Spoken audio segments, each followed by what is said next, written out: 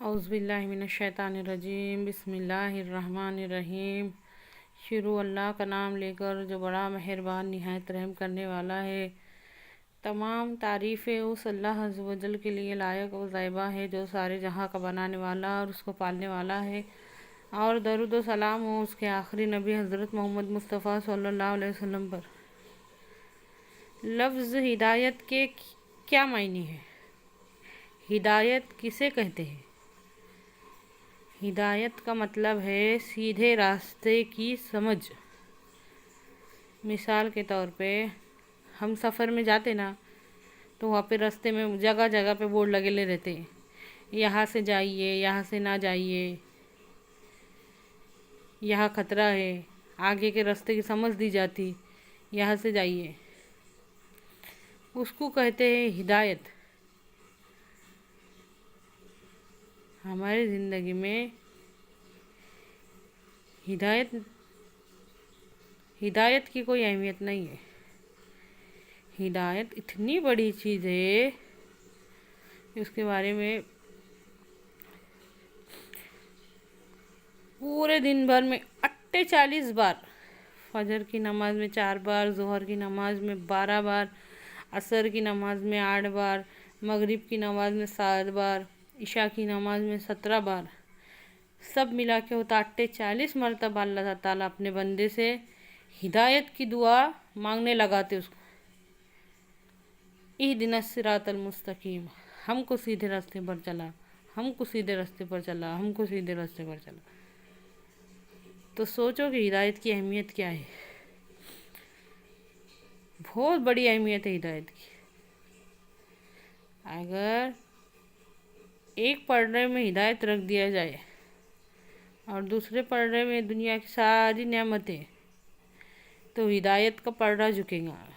اللہ کے واسطے بات کو سمجھو، اتنی بڑی چیز ہے ہدایت۔ اگر دولت ہے، ہدایت نہیں ہے تو کیا کریں گے؟ عیاشیاں کریں گے۔ اگر علم ہے، ہدایت نہیں ہے تو کیا کریں گے؟ اس کا غلط استعمال کریں گے۔ سب سے بڑی چیز ہے ہدایت۔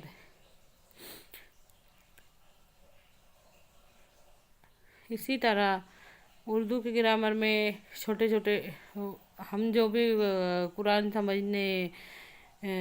سمجھتے یا پھر حدیث کی کتابوں میں غور کرتے تو بیچ میں لفظ آتے چھوٹے چھوٹے، ہدایت، نصیحت۔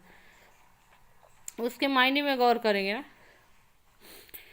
تو ہم کو آگے کی بات سمجھ میں آئیں گی۔ وہ کیا ہوتا ہے نا، ہمارے سر پہ سے گزر جاتا ہو۔ نصیحت کا کیا مطلب ہے؟ نصیحت کا مطلب ہے جوڑنا۔ جوڑنا۔ درزی کیا کرتا؟ کپڑے کو کپڑے سے جوڑتا۔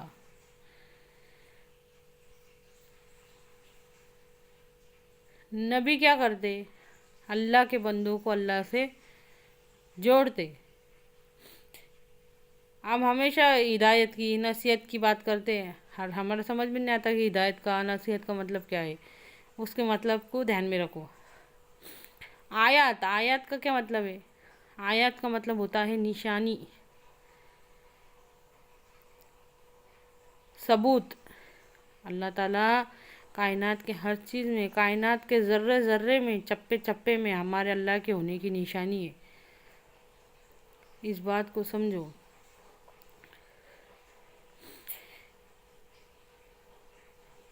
ہدایت کی دولت ہم کو کس سے ملی؟